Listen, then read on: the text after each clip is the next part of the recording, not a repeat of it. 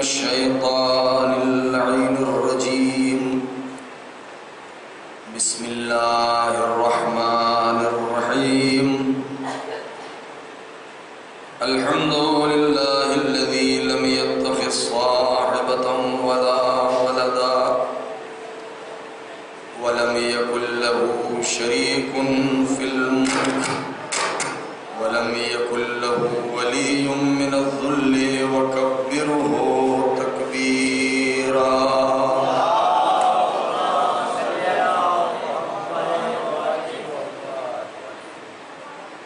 والصلاة والسلام والتحية والإكرام على النبي الأمي المكي المدني القرشي الهاشمي الأبطحي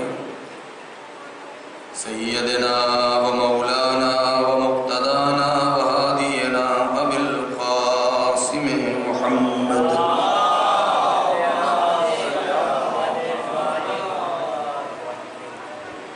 وعلى أهل بيته الطيبين الطاهرين المعصومين المظلومين الذين أذهب الله عنهم الرجس وطهرهم تطهيرا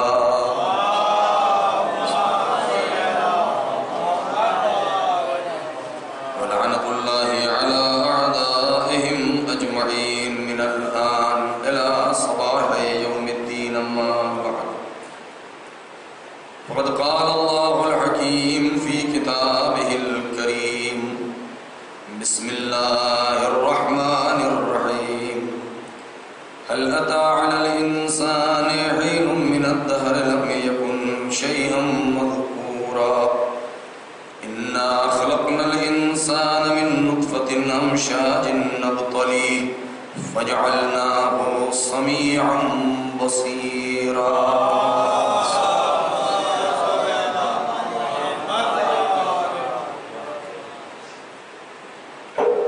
عزیزان محترم،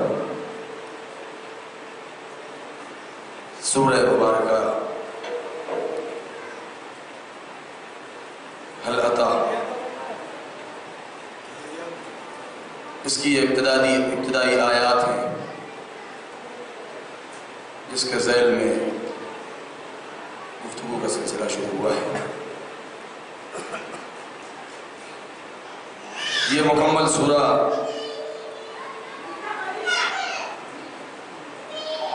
انسان کی قدر و قیمت، صلوات پڑھیں۔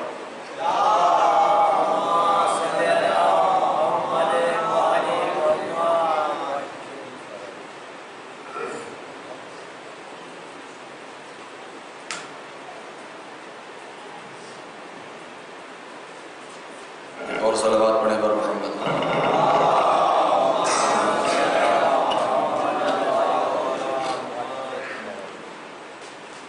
یہ پورا سورہ جو انسان کی قدر و قیمت، اس کی منزلت، پروردگار عالم کی طرف سے انتظام ہدایت، انسان کی اصل اور اس کا کمال اور اس کے لیے دستورات حیات، ان باتوں کے اوپر منحصر ہے اور مشتمل ہے، جس میں اس طریقے سے ارشاد ہو رہا ہے هل أتى على الإنسان حين من الدهر لم يكن شيئا مذكورا۔ ایک ایسا دور گزرا ہے انسان کے اوپر کہ یہ انسان قابل بیان، قابل ذکر نہیں تھا، اس کا نام و نشان نہیں تھا، پھر ہم نے اسے اپنے قدرت کاملہ کے ذریعے سے پیدا کیا۔ انا خلقنا الانسان من نطفة امشاج، مختلف عناصر کو ہم نے مرکب کیا ہے، مختلف میٹیریلز اس کے اندر ہم نے ڈالے ہیں، مختلف مادیات کو ہم نے جمع کیا ہے، ملے جلے عناصر اور ملی جلی ترکیبات سے ہم نے اس انسان کو پیدا کیا ہے، ملے جلے نطفوں سے پیدا کیا ہے۔ نبتلی ہے تاکہ ہم اس کی آزمائش کریں، اس کا امتحان لیں۔ فجعلناہ سمیعا بصیرا، پھر ہم نے اس انسان کو سننے والا اور دیکھنے والا بنا دیا ہے۔ اس کی ترکیبات کے سلسلے میں اس کے اجزاء کے متعلق کل میں نے گفتگو کی ہے کہ جسم انسانی کے اندر پروردگار عالم نے وہ تمام عناصر اور وہ تمام جواہر رکھ دیے ہیں کہ جو اس کائنات کے اندر پائے جاتے ہیں۔ یہی وجہ ہے کہ بعض تفسیروں میں اس بات کو بیان کیا گیا ہے کہ حاصل موجودات، خلاصہ کائنات اور سارے زمین و آسمان، جوہر موجودات اسی انسان کا نام ہے، اور اس کے سر پر پروردگار عالم نے تاج شرافت باندھ دیا ہے، اس کی پیشانی پر سہرہ فضیلت باندھ دیا ہے، اور اس انداز سے کہ کائنات کا ذرہ ذرہ اس انسان کی خدمت اور پرورش میں لگا ہوا ہے۔ یہ پوری کائنات کا کوئی ذرہ، کوئی صلاحیت، کوئی طاقت ایسی نہیں ہے کہ جو انسان کی پرورش نہ کر رہی ہو۔ جتنی بھی موجودات ہیں، چاہے وہ حیوان ہوں، چاہے حشرات ہوں، چاہے جمادات ہوں، چاہے نباتات ہوں، یہ سب اس لیے ہے تاکہ انسان منزل کمال تک پہنچے۔ اور انسان کا منزل کمال کیا ہے؟ انسان کے ترقی اور معراج کی آخری حد کیا ہے؟ انسان کے معراج کی آخری حد وہ یہ ہے کہ انسان کی خلقت عرش پر ہوئی ہے، انسان کی تخلیق بہشت میں ہوئی ہے۔ جب ہماری خلقت بہشت میں ہوئی ہے تو ہمارا کمال یہ ہے کہ جہاں ہماری خلقت ہوئی ہے، اب یہاں پر ایک جملہ کہنے کا دل چاہتا ہے کہ ہماری خلقت بہشت میں اس لیے ہوئی ہے کہ پروردگار نے ہمیں اس لائق سمجھا کہ ہماری خلقت جنت میں ہو۔ جب ہمیں اس لائق سمجھا ہے کہ ہماری خلقت جنت میں ہو تو اب جنت کو اب جنت کے لیے اپنے کو لائق بنائے رکھنا یہی انسان کا کمال ہے۔ چونکہ ہماری خلقت جنت میں ہوئی ہے، لہذا ہم اپنے کو اس کا لائق بنائے رہیں، اس کا حقدار بنائے رہیں، یہی ہمارا کمال ہے۔ ہمیں انسان بنایا گیا، ہم انسان بنے رہیں، یہی ہمارا کمال ہے۔ ہماری معراج، میں نے کئی مرتبہ یہ جملہ دہرایا ہے کہ ہمارا کمال، انسان کا کمال جنت تک پہنچ جانا نہیں ہے۔ انسان کی معراج جنت تک پہنچ جانا نہیں ہے، بلکہ انسان کا کمال تو یہ ہے کہ جنت انسان کی مشتاق رہے، جنت ہماری منتظر رہے، جنت ہماری حد انتہا نہیں ہے، ہماری آخری منزل نہیں ہے۔ اگر جنت ہماری آخری منزل ہوتی، اگر جنت اور بہشت انسان کی آخری منزل ہوتی تو کبھی وہ معلم انسانیت و منادی توحید یہ کہتا نظر نہ آتا، الہی حبلی کمال الانقطاع الیک۔ نہیں توجہ فرمایا آپ نے۔ وہ منادی انسانیت، وہ منادی توحید، وہ معلم عدالت، وہ علی ابن ابی طالب کہ جس کی ایک ضربت ثقلین کی عبادت پر بھاری ہو، وہ یہ کہتا کہ پروردگار مجھے جنت میں بھیج دے، کبھی وہ یہ نہ کہتا کہ الہی حبلی کمال الانقطاع الیک، پروردگار تجھ سے علی یہ دعا مانگتا ہے کہ میرا دنیا سے سارا رشتہ توڑ کے میرے سارے رشتے کو اپنی ذات سے جوڑ لے۔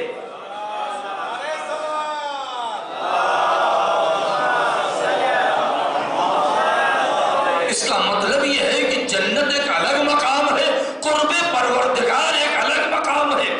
جنت سے رشتہ جڑ جانا اور ہے، پروردگار سے رشتہ جڑ جانا اور ہے۔ ورنہ علی ابن ابی طالب جو قسیم النار والجنت ہیں، جن کے بیٹے جوانان جنت کے سردار ہیں، جن کی زوجہ خاتون جنت ہیں، جن کے خضر معظم اور جن کے ابن عم اور بھائی شافع روز محشر ہیں، کے لیے رب ہب لی کمال الانقطاع الیک، پروردگار یہ کمال الانقطاع کا ترجمہ اردو میں ہو ہی نہیں سکتا ہے. اردو اتنی تنگ دامن ہے کہ اس کے اندر ایسے الفاظ ہی نہیں ہیں کہ اس کی وضاحت اور اس کی تفسیر کی جائے. رب ہب لی، پروردگار مجھے عطا کر دے کمال الانقطاع، یعنی کمال الانقطاع کا مطلب ہر طریقے کی ہر چیز سے انقطاع، انسان کو ہم کو کاٹ دے پروردگار الیک، اور اپنی طرف چھوڑ لے. اسے کہتے ہیں معراج انسانیت، اسے کہتے ہیں معراج بشریت، اسے کہتے ہیں معراج عبودیت. یہ کون بندہ کہہ رہا ہے؟ ذرا تصور کریں، علی کے نقش قدم پر اگر چلنا ہے، کہ کردار کو بھی سمجھنا ہوگا، ہمیں ان کی حیثیت کو سمجھنا ہوگا. علی والے اگر بننا ہے، اہل بیت والے اگر بننا ہے، ان کی ذات کو سمجھنے کے لیے آپ یہ تصور کریں، میں نے اس سے پہلے عرض کیا ہے، ان کے اندر دو طریقے کے رخ پائے جاتے ہیں، دو طریقے کے پہلو پائے جاتے ہیں. ذرا تصور کریں کہ انسان کی جو معصوم ہے، جس کو پروردگار عالم نے عصمت کے درجے پر فائز کیا ہے، جس سے ترک اولا بھی نہیں ہو سکتا، یہ مقام سوچنے کا ہے، فکر کرنے کا ہے. وہ کہہ رہا ہے دعائے کمیل، آپ شب جمعہ پڑھتے ہیں، میں ہمیشہ اپنے بچوں سے یہی وصیت کرتا ہوں اور اپنے بھائیوں اور نوجوانوں سے، یہ جتنی بھی دعائیں ہیں ہر نماز کے بعد پڑھنے والی، دعائے کمیل ہے، دعائے جوش الکبیر ہے، سب سے اہم دعائے عرفہ ہے جو امام حسین علیہ السلام نے میدان عرفات کو پڑھی ہے، یہ زیارت جامعہ کبیرہ ہے. اس کو تھوڑا ہی صحیح مگر پڑھیں ضرور، اس کا ٹرانسلیٹ، اس کا ترجمہ پڑھیں ضرور، دیکھیں تو اس میں کہا کیا ہے مولا نے. ورنہ اگر آج تو انگلش میں بھی، ہندی میں بھی، اردو میں بھی، گجراتی میں بھی، دیگر کی زبانوں میں بھی اسی طریقے سے لکھ دی گئی ہے کہ انسان پڑھ لے. ایسے پڑھنے کا فائدہ کیا ہے؟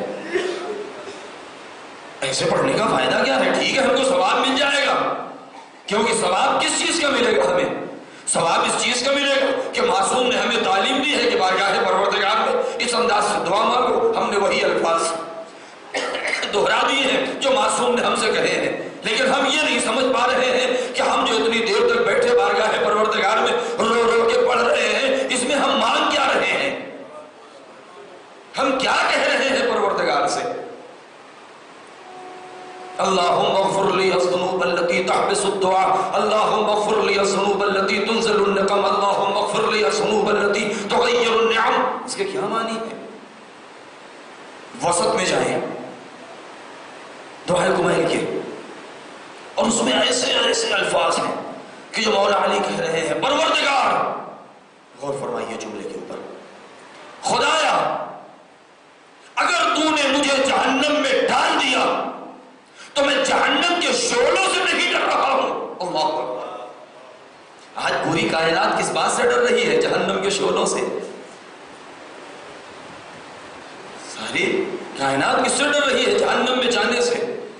علی کہہ رہے ہیں میرے پروردگار اگر تو تیری مرضی اور مصلحت یہی ہے کہ میں جہنم میں چلا جاؤں اور تو مجھے جہنم میں ڈال دے گا، تو آپ قسم کھا کے کہتے ہیں تیرے عظمت و جلالت کی قسم ہے میرے مالک، میں جہنم کے شعلوں کی وجہ سے گریہ نہیں کروں گا. مجھے گریہ اس بات کے اوپر آئے گا، مجھے ڈر اس بات سے ہے، مجھے رونا اس بات کے اوپر نہیں آ رہا کہ میں جہنم مجھے کی آگ مجھے جلا رہی ہے، رونا مجھے اس بات پر آ رہا ہے کہ میں تیری ذات سے دور ہو گیا ہوں. اللہ اکبر. یعنی یہ ہے جو تعلیم دے رہے ہیں. اب خود آپ سوچیں کہ جو معصوم ہے وہ کہہ رہے ہیں میرے پروردگار میرے گناہوں کو بخش دے. انہوں نے گناہ کیا ہی نہیں ہے. یہاں پر صرف یہ مت کہیے، مجلسوں میں یہ بات بیان کی جاتی ہے، علماء بیان کرتے ہیں، بات صحیح ہے، لیکن صرف یہیں تک نہیں کہ وہ تو اس لیے کہہ رہے ہیں تاکہ دنیا والے سیکھ لیں. بے شک اس میں کوئی شک نہیں ہے، دنیا کو تعلیم دینا ان کا مقصود ہے، لیکن صرف تعلیم دینا ہی نہیں ہے. مولا قدر و قیمت پہچانوا رہے ہیں کہ تم اپنی قدر و قیمت پہچانو. تمہارا مقام صرف یہ نہیں ہے، تمہاری نیت صرف یہ نہیں ہونی چاہیے کہ ہم جنت پہ چلے جائیں، ورنہ جنت پہ جانے کے لیے بہت سے وسیلے پائے جاتے ہیں. جنت کی ضمانت تو خود بی بی سیدہ کونین نے لینی ہے کہ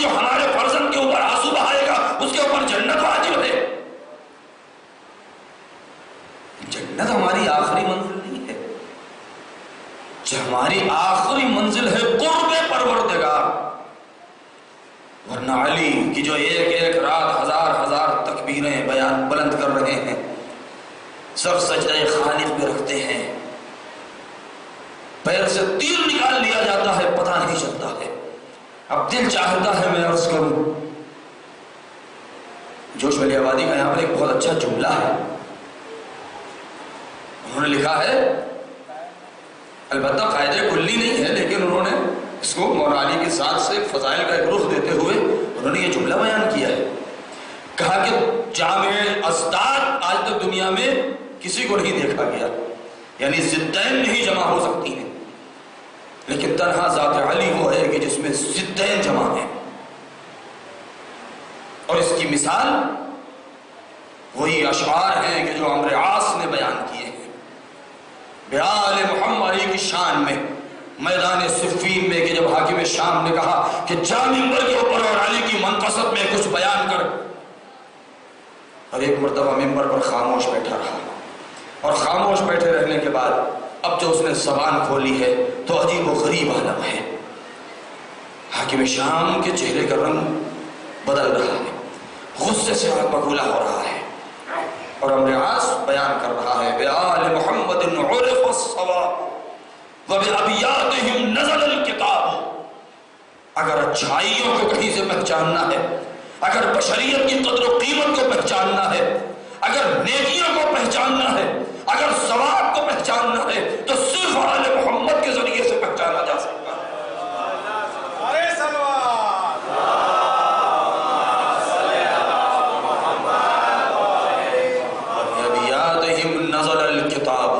آل محمد کی ذات تو وہ ہے کہ کسی انسان کے منہ میں اتنی بڑی زبان کہاں ہے، کسی کے پہلو میں اتنا بڑا کلیجہ کہاں ہے، کسی کے سر میں اتنی بڑی عقل کہاں ہے جو آل محمد کے فضائل کو سمجھ کے ان کے منقبت پڑھے۔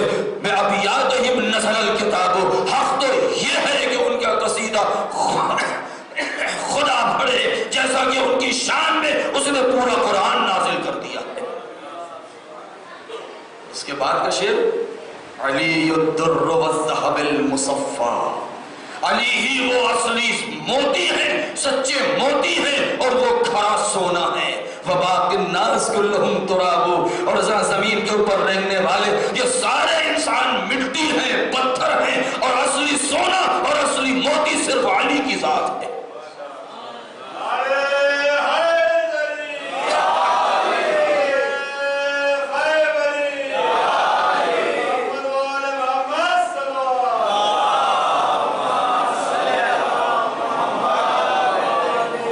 اس کے بعد جو شعر کہا ہے، کہا انسان ہو تو ایسا ہو، هو البکاء فی المحراب لیلا، هو الضحاک اذا اشتدت ضراب۔ علی کی اگر خوف کو دیکھنا ہے، علی کی عبادت کو دیکھنا ہے، علی کے قرب تقرب پروردگار اور عبودیت کے معراج کو دیکھنا ہے تو کہیں اور مت دیکھو، جاؤ علی کو محراب عبادت میں دیکھو، کہ جب علی محراب عبادت میں آتے ہیں کہ جہاں انسان کو سب سے زیادہ سکون ملنا چاہیے، جہاں انسان کو کسی چیز کا خطرہ نہیں ہے، وہاں جب علی پہنچتے ہیں تو خوف خدا سے دہاڑے مار کے چیخ مار کے روتے ہیں۔ بکا جسے کہتے ہیں، بکا ایک الگ چیز ہے، باقی کہتے ہیں رونے والے کو، لیکن عربی زبان میں بکا اس انسان کو کہتے ہیں کہ جو پوری زندگی روتا رہے اور پوری دنیا میں اس سے زیادہ رونے والا کوئی نہ ہو۔ اللہ اکبر۔ جناب یعقوب کو بھی بکا نہیں کہا گیا ہے، باقی کہا گیا ہے، لیکن هو البکاء فی المحراب لیلا، رات کی تاریکی میں علی محراب عبادت میں چیخ مار کے روتے ہیں۔ هو الضحاک اذا اشتدت ضربه، اور علی کے بدن پر جب شمشیر کا وار پڑتا ہے، میدان کارزار میں جب کمانیں کڑکتی ہیں، جب نیزے لچکتے ہیں، جب شمشیریں چمکتی ہیں تو علی ٹھٹھے مار کے ہنستے ہیں۔ اس کا کیا معنی ہے؟ یعنی شجاعت کو دیکھنا ہے تو ساری شجاعت خدا کے مقابلے میں مت دکھاؤ، ساری عقل پروردگار کے مقابلے میں نہ دکھاؤ۔ یہ علی کے اندر یہ آل محمد ہے جو دنیا والوں کو تعلیم دی، اس کا کیا معنی ہے؟ نتیجہ گفتگو یہ ہے کہ اس کے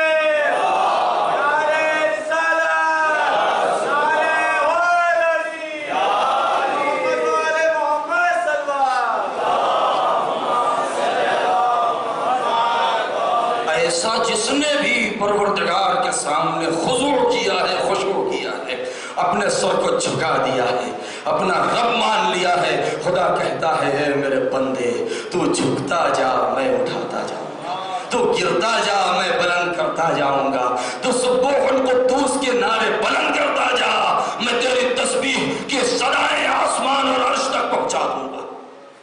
یہ ہے معراج بشریت، یہ ہے معراج انسانیت۔ جملہ کہوں،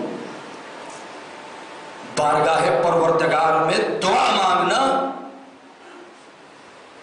التجا کرنا، تمنا کرنا، یہ معصوم نے کا وتیرہ ہے اور سکھایا ہے، اس میں کوئی شک نہیں ہے۔ مانگو بارگاہ پروردگار سے، یہ بھی معلوم ہے سب کو، اور ہمارا عقیدہ ہے کہ ہمارے دل کی تمناؤں، ہماری دعاؤں، ہماری آرزوؤں کو، ہماری خواہشات کو، ہماری ضروریات کو پروردگار بہتر جانتا ہے، اس سے کچھ بتانے کی ضرورت نہیں ہے، اللہ الغیوب ہے۔ لیکن اس کے باوجود بھی یہ دعا انسان کو کس مقام تک پہنچا دیتا ہے، انسان اس کو نہیں سمجھ سکتا، کس معراج اور کس بلندی پر انسان پہنچ جاتا ہے، اس کو کوئی نہیں جانتا۔ آپ سوچئے کہ یہاں پر ایک فضائل کا گروہ ہے جو میں آپ کے سامنے عرض کرتا چلوں۔ جناب سلیمان کے پاس کس چیز کی کمی تھی؟ جناب سلیمان کے پاس کس چیز کی کمی تھی؟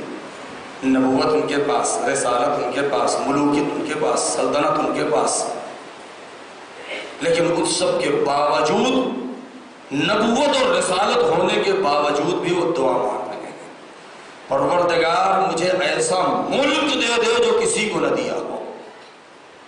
یہ سلیمان کا مقام ہے، نبی ہے، معصوم ہے،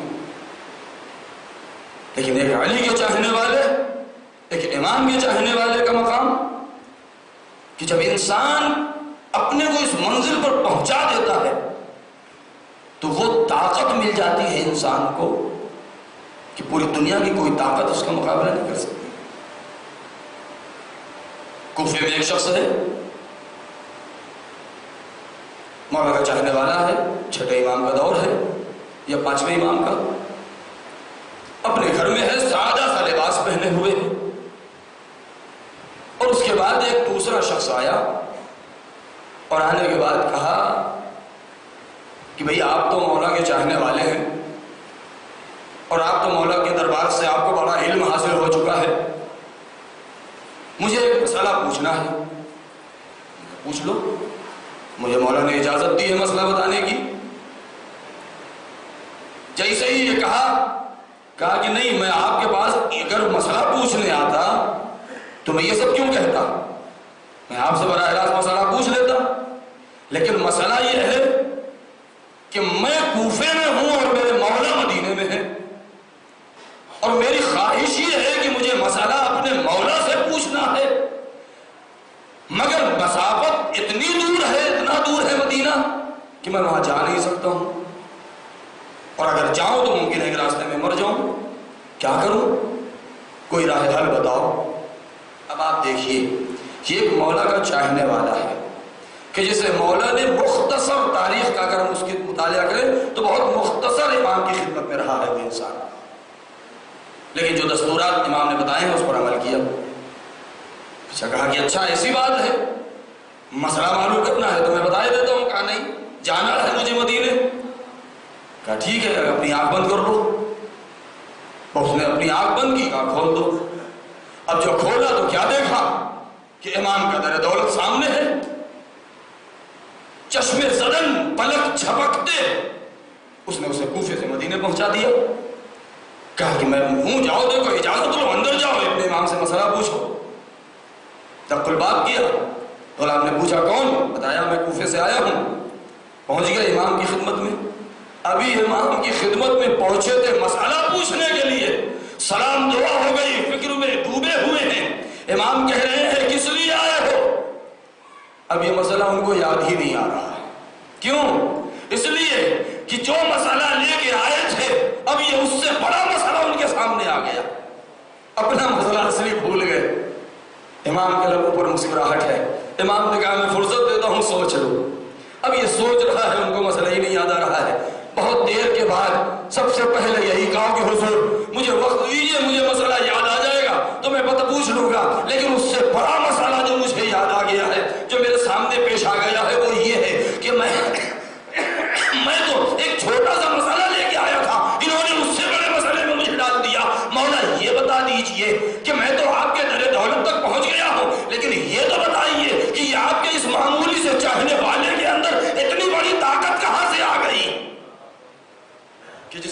पलक झपकते में वहां से यहाँ पहुंचा दिया। इमाम मुस्कुरा रहे हैं। इमाम ने वही सवाल कर लिया, कहा कि तुमने कुरान पढ़ा है? यार मैं हमेशा पढ़ता हूँ, जब से आपने हुक्म दिया है मैं पढ़ता रहता हूँ। कहा कि उसमें वो जनाब सुलेमान का वाक़या पढ़ा है? कहा बेशक पढ़ा है। कहा उसमें तुमने वो वाक़या पढ़ा है कि जब जनाब सुलेमान ने ये हुक्म दिया था? तो जनाब सुलेमान ने क्या हुक्म दिया? बच्चों के लिए एक आधे मिनट के अंदर, कि जनाब सुलेमान वो है कि जिन्होंने बारगाह परवरदिगार में दुआ मांगी थी कि मेरे पालने वाले मुझे ऐसा मुल्क, ऐसी हुकूमत दे दे कि तूने किसी को न दिया हो। अल्लाह अकबर, को दुआ कबूल हो गई। अब जनाब सुलेमान की हुकूमत किसके ऊपर है? हवाओं के ऊपर भी है। उनकी इजाजत के बगैर हवा चल नहीं सकती, उनकी इजाजत के बगैर दरख्त पत्ते हिल नहीं सकते, उनकी इजाजत के बगैर समंदर में लहर चल नहीं सकती, उनकी इजाजत के बगैर पानी बरस नहीं सकता, उनकी इजाजत के बगैर जिन्नात अपनी जगह से हिल नहीं सकते, उनकी इजाजत के पूरी कायनात के ऊपर परिंदे उड़ नहीं सकते। लिहाजा आप उनकी खिदमत के लिए हैवानात भी हैं, जिन्नात भी हैं, फरिश्ते भी हैं, इंसान भी हैं, परिंदे भी हैं, सब कुछ है। वाक़यात आप मजलिसों में सुनते आए हैं। वो चींटी का वाक़या जनाब सुलेमान को जितना मशहूर है, उन्होंने अपने खास अपने लिए जिन परिंदों का इंतखाब किया, वो परिंदा कौन है? हुदहुद। अब उसको क्या कहते हैं इस बात में? हुदहुद। लिहाजा उसको, हुदहुद को अपने ऊपर उन्होंने तैनात किया। कहा कि जब मैं सफर पर जाऊं तो मेरे सर के ऊपर तुम्हारी जिम्मेदारी है कि अपने पर फैला के उड़ते रहो, ताकि मेरे सर पर धूप की तमाजत न पड़े। अब ये जो भी हुदहुद रहे हों, तारीफ में कि 2 अदद परिंदे जब ये बाहर निकलते हैं तो उनके सर के ऊपर उड़ा करते हैं, और उसके ऊपर बादल का एक टुकड़ा है जो चला करता है ताकि इनके ऊपर धूप न पड़े। चले जा रहे हैं कि अचानक एक सर के ऊपर कुछ गर्मी महसूस हुई। अब जो मुड़ के देखा तो क्या देखा कि एक परिंदा गायब है। जैसे ही गायब हुआ बगैर इजाजत के चला गया। अरे क़यामत आ गई।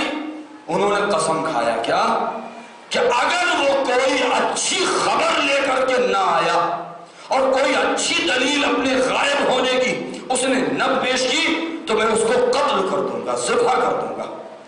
थोड़ी देर के बाद वापस आ गया। जब वापस आया तो अब ये गुस्से गैज़ो ग़ज़ब में है, नबूवत भी है, इमामत भी है, सल्तनत भी है, अब सारे गुस्से एक साथ हैं। लिहाजा और वो परिंदा घबराया हुआ है, पूछ लिया कहाँ गया था? उसने कहा सरकार मैं बहुत बड़ी खबर लेके आया। क्या खबर? कहा आपके होते हुए मुल्क सबा में एक खातून है जिनकी इतनी बड़ी हुकूमत है और वहां पर बैठी हुई हुकूमत कर रही है। मैं मुल्क सबा गया था और ये खबर लेके आया हूं, बिल्कीस नाम है।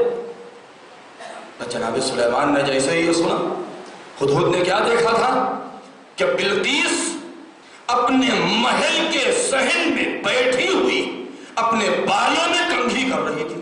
तारीख ने यह मंजर नकल किया है। हुदहुद की नजर पड़ी, दौड़ के आया, जनाब सुलेमान से बता दिया। दरबार में पहुंचे, क्या कहा? कौन है कि जो तख्ते बिल्कीस को, मैं बिल्कीस के मुल्क सुलेमान से यरूशलेम फिलिस्तीन लेकर के आए? वो कहाँ है? मिस्र में है। ये कहाँ है? फिलिस्तीन में है।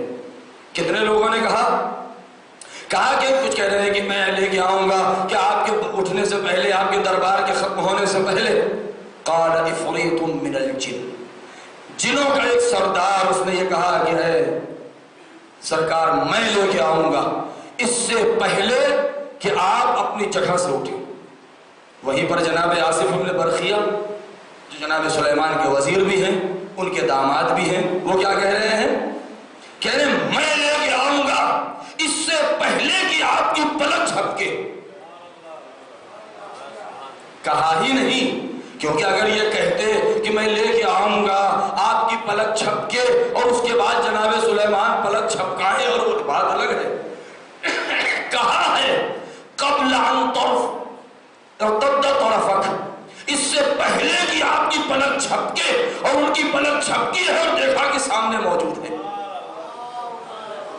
कहा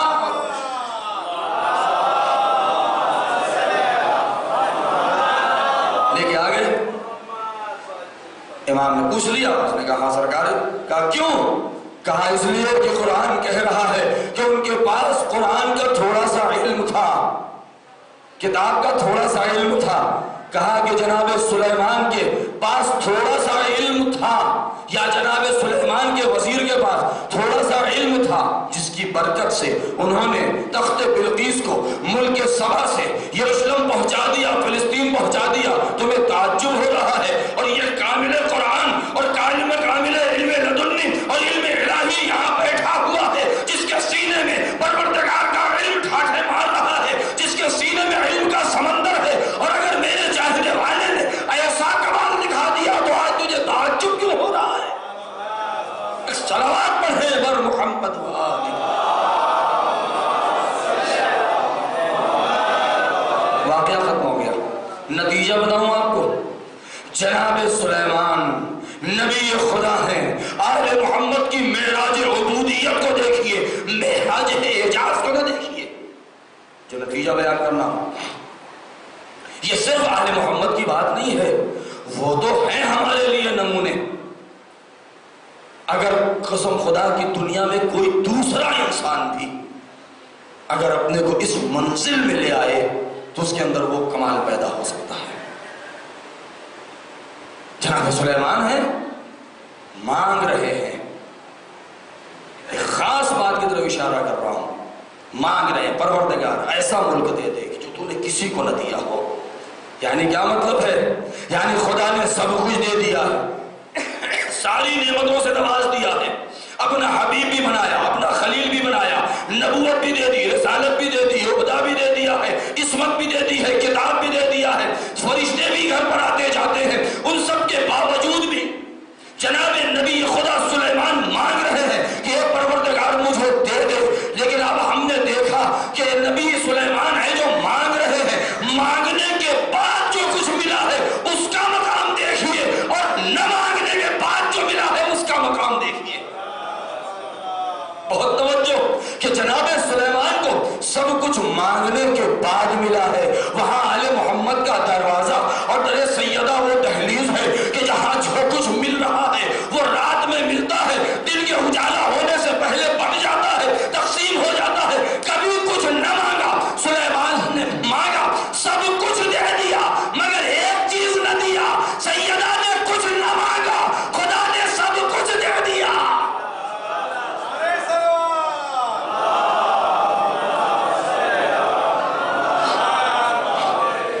ابھی نہیں پہنچے آپ؟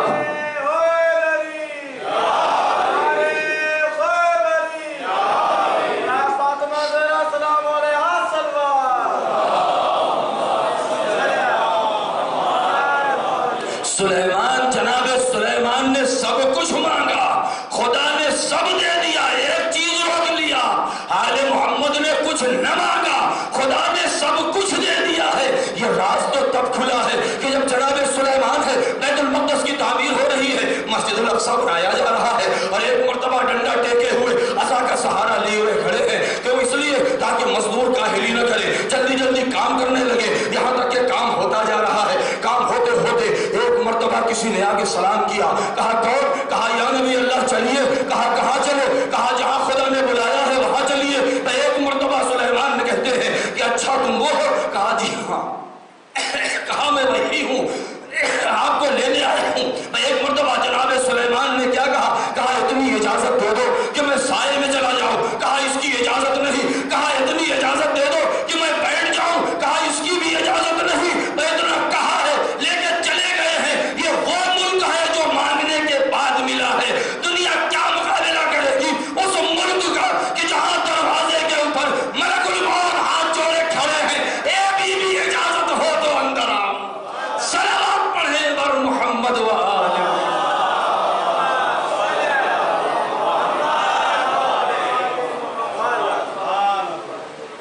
وہ ملک ہے جو مانگا ہوا ہے، یہ ملک ہے جو نہیں مانگا۔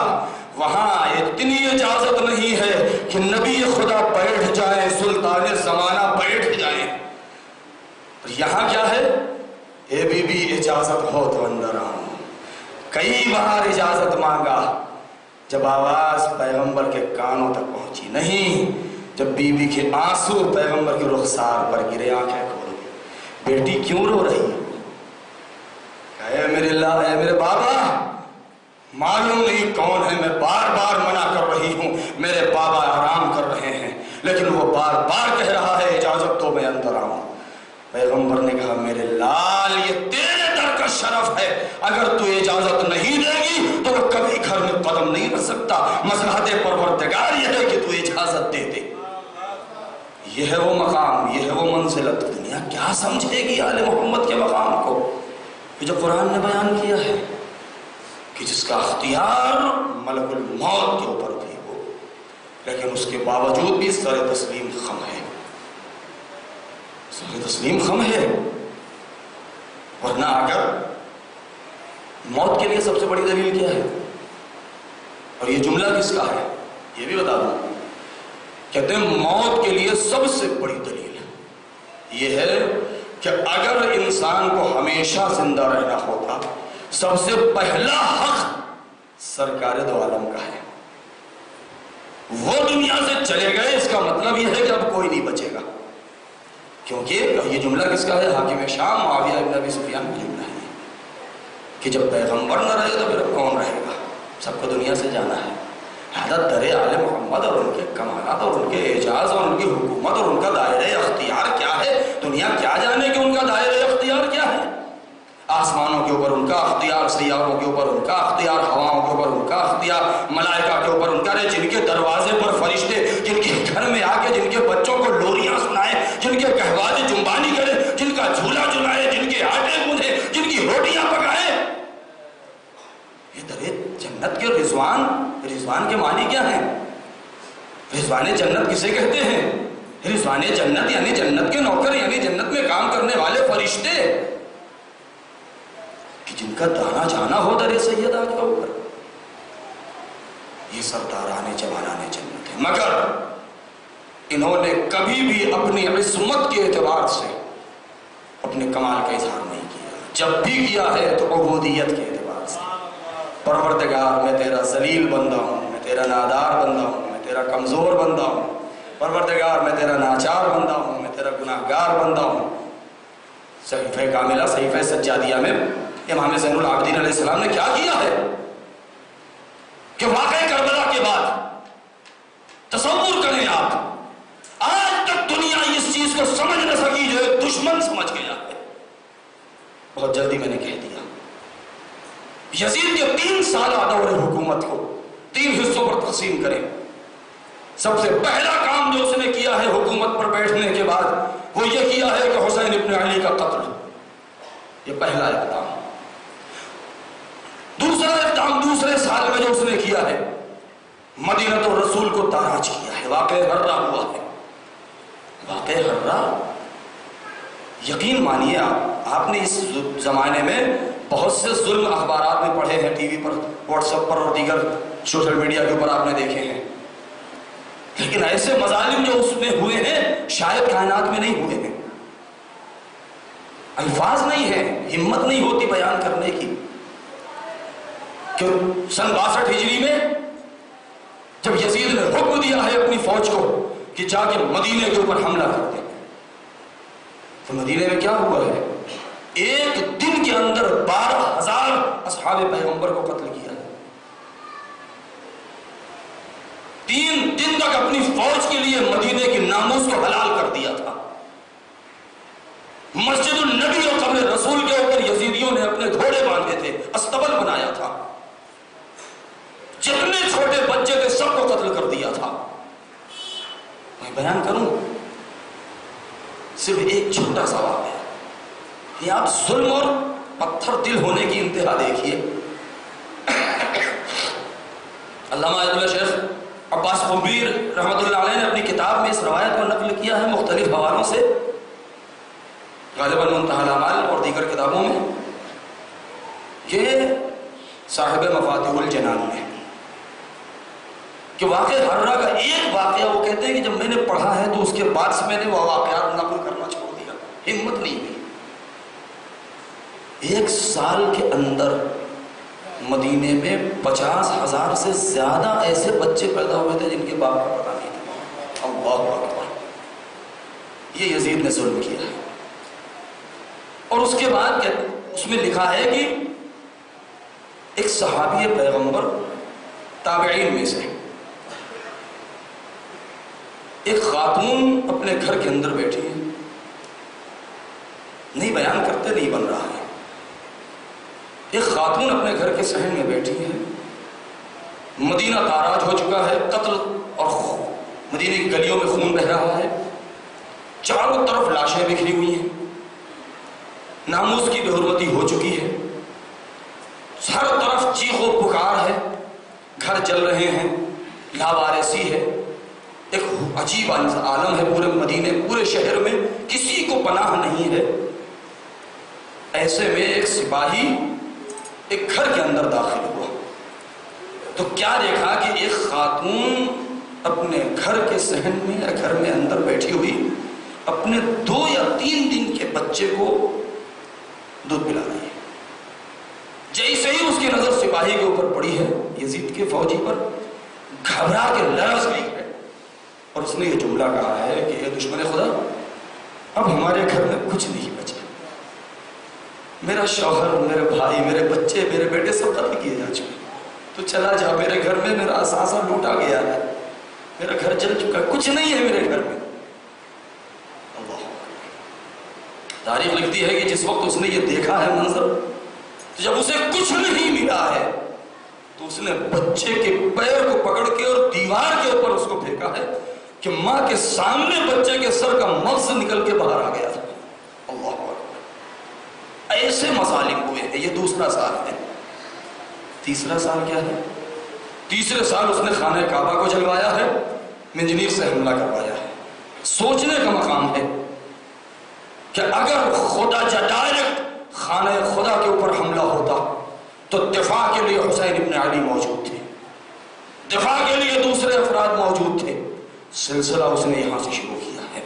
اے دنیا والوں، اے میرے جوانوں، بصیرت سے کام لو، اے میرے بچوں، غور کرو، توحید کو اگر ختم کرنا ہے، عبودیت کو ختم کرنا ہے، تو اس یزید نے بھی کہاں سے شروع کیا ہے کہ اگر توحید تک پہنچنا ہے تو سب سے پہلے در امامت تک جانا ہوگا۔ در امامت، اگر در نبوت تک جانا ہے تو در امامت پر، در توحید تک جانا ہے تو در نبوت تک، یعنی اگر توحید کو درست کرنا ہے تو امامت تک جاؤ تاکہ رسالت درست ہو جائے، رسالت تک جاؤ تاکہ توحید درست ہو جائے۔ آج پروردگار کا نام مٹانے کے لیے آج ہمارے فرش اعضاء پر حملہ ہو رہا ہے، ہماری مجلسوں میں تحریف کرنے کی کوشش کی جا رہی ہے۔ یہ یزیدی کیریکٹر ہے، اس سے ہوشیار ہو جانا۔ یہ یزیدی کردار ہے، بس سزادار ہو۔ حسین ابن علی نے جو انسانیت کا درس دیا ہے، وقار بشریت کو جو بچایا ہے، بات آ گئی ہے تو اتنا کہہ کے بعد صاحبہ تمام وقت ختم ہو گیا کہ مدینہ تاراج ہوا، آپ نے سن لیا۔ جس وقت یزید نے حکم دیا تھا، قدر و قیمت انسان کی اگر پہچاننا ہے، شرافت پہچاننا ہے، آل محمد کو، مولا علی کو صرف ان کے بازوؤں کی طاقت کو نہ دیکھا جائے، صرف ان کے بازوؤں کی طاقت کو نہ دیکھا جائے۔ جنگ نہ ہوتی تو کبھی ان کے بازوؤں کی طاقت اور ان کے ذوالفقار کے جوہر کو دنیا جانتی ہی نہیں۔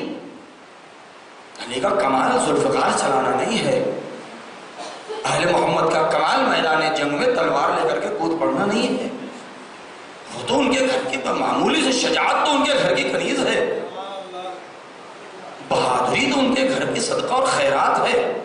یہ کیا کوئی خاص چیز نہیں ہے کہ کمال کو دیکھنا ہے تو یہاں سے دیکھیے کہ جس وقت یزید نے حکم دیا تھا مدینے پر حملہ کرنے کا، مروان، ولید، یہ کون افراد ہیں جنہوں نے سب سے پہلے یہ آواز بلند کیا تھا کہ حسین کا سر قلم کر لیا جائے یا بیعت لے لی جائے، جنہوں نے لشکر بھیجا ہے، یہ وہ افراد ہیں۔ جب یہ خبر پہنچی ہے تو ایک مرتبہ امام سجاد زین العابدین کی خدمت میں آئے ہیں۔ اے مولا، بہت بڑی غلطی ہو گئی ہے، آپ سے ایک درخواست ہے۔ کیا کہو، کیا کہنا چاہتے ہو؟ میرے آقا، میرے مولا، اب اس پورے مدینے میں اگر کوئی ہمیں بچا سکتا ہے تو صرف آپ۔ کیوں؟ کیونکہ یزید کا یہ فرمان تھا اور فوج میں اتنی ہمت نہیں تھی، پورا مدینہ کسی کی اتنی ہمت نہیں ہوئی کہ چوتھے امام اور بنی ہاشم کے گھر کی طرف آنکھ اٹھا کے دیکھتا، جبکہ واقعہ کربلا ہو چکا تھا، امام کی شہادت ہو چکی تھی۔ لہذا ان لوگوں نے کیا کہا کہ میرے قیمتی سامان، میری خواتین، میری بیٹیاں، میری ناموس کو آپ اپنے گھر میں رکھ لیجئے تاکہ میری عزت بچ جائے۔ ایسے موقع پر اگر کوئی عام انسان ہوتا تو کیا کہتا اچھا اب وقت پڑا ہے، آؤ انتقام لینے کا زمانہ آ گیا ہے، میرے پاس کیوں آ رہے ہو، جاؤ تمہیں جہاں پناہ ملے۔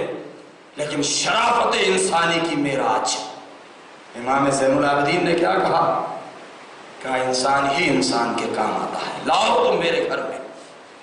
کل جو دشمن خیام حسینی چلا رہے تھے، کل وہی دشمن جو اہل حرم کے سروں سے چادریں چھین رہے تھے، آج اپنے پردے کو بچانے کے لیے آج گھر بیت جناب زینب میں آ رہے ہیں اور اہل حرم کا سہارا لے رہے ہیں۔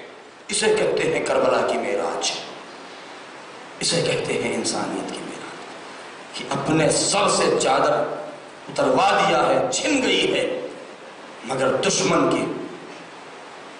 کی خواتین اور ناموس کے سر سے چادر اترنا برداشت نہیں کر لیا۔ اے میری بیٹیوں، اے میری بہنوں، زینبی کردار اپنائیے تاکہ فرش عزا کی آبرو بھی رہ جائے، زینب کا کردار بھی دنیا والوں تک پہنچے۔ عزادارو، ثانی زہرا نے کے اوپر جو سب سے بڑی مصیبت پڑی ہے، وہ سب سے بڑی مصیبت کیا ہے؟ وہ سب سے بڑی مصیبت اور محمد کا شہید ہو جانا نہیں ہے، وہ سب سے بڑی مصیبت اکبر کا قتل ہو جانا نہیں ہے، وہ سب سے بڑی مصیبت عباس کے شان قلم ہو جانا نہیں ہے۔ زینب کے لیے سب سے بڑی مصیبت ان کا بے ردا ہو جانا ہے۔ یہی تو وجہ ہے کہ جب یہ لٹا ہوا قافلہ 11 محرم کو چلا ہے تو زینب بار بار جو فریاد کر رہی تھی وہ اپنی بے ردائی کی فریاد کر رہی تھی۔ اے میرے بھیا عباس، اے بیٹا علی اکبر، اے میرے ماں جائے، ہائے تیری بہن جا رہی ہے، اے میرے ولی اکبر، ہائے تیری پھوپھی بے مخنو چادر جا رہی ہے، ہائے جس کے سر پر کبھی آفتاب نے اپنا سایہ نہ ڈالا ہو، جس کے سر کو کبھی آسمان نے نہ دیکھا ہو، ارے جن کے بالوں پر کبھی فرشتوں کی نظر نہ پڑی ہو، آج وہ زینب بلوائے عام میں جا رہی ہے۔ کس طریقے سے جا رہی ہے کہ ہاتھ پسے گردن سے بندھے ہوئے ہیں، زینب فریاد کر رہی ہے، سکینہ بلک رہی ہے، ہائے وہ سکینہ جس کے رخساروں پر تماچے لگ رہے ہیں، جس کے کان بھی زخمی ہو چکے ہیں، جس کے کرتے کا دامن بھی جل چکا ہے۔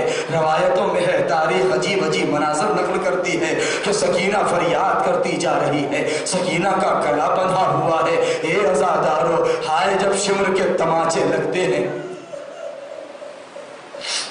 جب شمر کے تماچے لگتے ہیں، جب تازیانے لگتے ہیں اور ایک مرتبہ بچی پلک کے ہائے بابا کہتی ہے تو بابا تو ہے نہیں، ایک مرتبہ نو کے نیزہ کے نیچے آکے اپنے بابا کو دیکھ کے فریاد کرتی ہے، ایک طرف سے ہتھکڑیوں کے جھنکار کی آواز آتی ہے، اے میری بہن سکینہ، ارے مجھے معاف کر دے، تیرا بھائی اتنا مجبور ہے۔ عزادارو، یہ قافلہ گزر رہا ہے، گزرتے گزرتے ایک منزل پار ہوئی ہے کہ ابھی کوفہ نہیں پہنچا کہ راستے میں بچے بہت پیاسے ہیں، اہل حرم پیاسے ہیں، ایک جگہ قافلے کو روکا گیا۔ ہائے شمر نے حکم دیا، عمر سعد نے حکم دیا کہ لشکر والوں کو پانی پلایا جائے۔ اے عزادارو، غضب ہو گیا، قیامت آ گئی، مشک دہانے کھول دیے گئے، ہائے سارے لوگوں کو پانی پلایا جا رہا ہے۔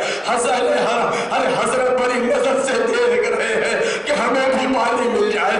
آپ جانتے ہیں، اے عزاداروں، میں ایک جملہ کہنا چاہتا ہوں، جب ماہ رمضان ہوتی ہے اور ہمارے گھر میں کوئی چھوٹا بچہ روزہ رکھ لیتا ہے، ضد کرتا ہے، نہیں مانتا، تو ماں باپ یہی کہتے ہیں اچھا چلو رکھ لینے دو، لیکن دن ڈھلتے ڈھلتے اس کا روزہ توڑا دیا جائے گا، یہ روزہ توڑ دے گا۔ لیکن جب دن ڈھلنے لگتا ہے تو بچے سے برداشت نہیں ہوتا اور وہ یہ چاہتا ہے کہ روزہ پورا کرے۔ تو آپ نے ہمیشہ سنا ہوگا کہ جب دوپہر ڈھلتی ہے تو بچہ یہی سوال کرتا ہے کہ یہ بتائیے کہ سورج کب ڈوبے گا، اذان کب ہوگی۔ شاید جب سکینہ نے سنا ہو تو اپنی بوبی اماں سے یہی پوچھا ہو، اے بوبی اماں، ارے ہم کوفے کب پہنچیں گے، ہمیں پانی کب ملے گا۔ اے عزادارو، ہائے پیاسے کی پیاس اس وقت اور زیادہ ہو جاتی ہے جب اس کے سامنے کوئی پانی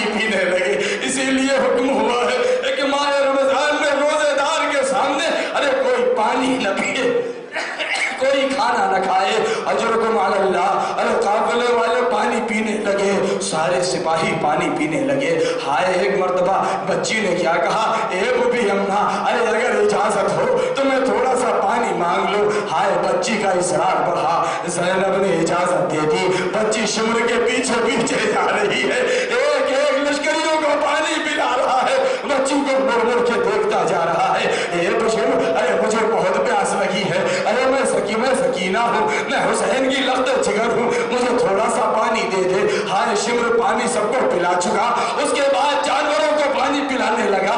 ہائے بچی کی پیاس بھڑکتی رہی۔ اے عزادارو، ارے قیامت تو اس وقت آ گئی لیکن جب جانوروں کو پانی پلانے کے بعد ارے اس نے مشک کا دہانہ زمین پر کر دیا، ارے سارا پانی بہ گیا۔